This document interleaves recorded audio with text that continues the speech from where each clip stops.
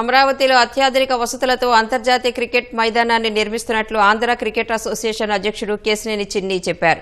రాజధానిలోని sports సిటీలో ఈ మైదానాన్ని నిర్మించాలని సీఎం చంద్రబాబు ఆదేశించారని తెలిపారు. గుంటూరు జిల్లా మంగళగిరిలో మంత్రి లోకేష్ ఆధ్వర్యంలో మంగళగిరి ప్రీమియర్ లీగ్ పేరుతో నిర్వహిస్తున్న క్రికెట్ పోటీలను ఆయన ప్రారంభించారు. అందరూ మాత్రం ఒకటే గుర్తుంచుకోవాలి, యువ క్రీడాకారులు అందరూ కూడా ఆంధ్ర క్రికెట్ అసోసియేషన్ తరఫున మీకు అవసరమయ్యే గ్రౌండ్స్ కానీ అకాడమీస్ కానీ స్టార్ట్ చేస్తున్నాం. ఆల్రెడీ విజయనగరం అకాడమీ రేపు జనవరి ఎండింగ్కి స్టార్ట్ అవుతుంది. అనంతపూర్లో ఉన్న లేడీస్ అకాడమీ కూడా రేపు జనవరి ఎండింగ్కి స్టార్ట్ చేయడానికి కృషి చేస్తున్నాం. మంగళగిరిలో ఈ స్టేడియంను కూడా వృద్ధి చేయడమే కాకుండా అమరావతిలో కూడా గౌరవ ముఖ్యమంత్రి నారా చంద్రబాబు నాయుడు గారు కొత్త స్టేడియం కట్టమని ఆదేశించారు.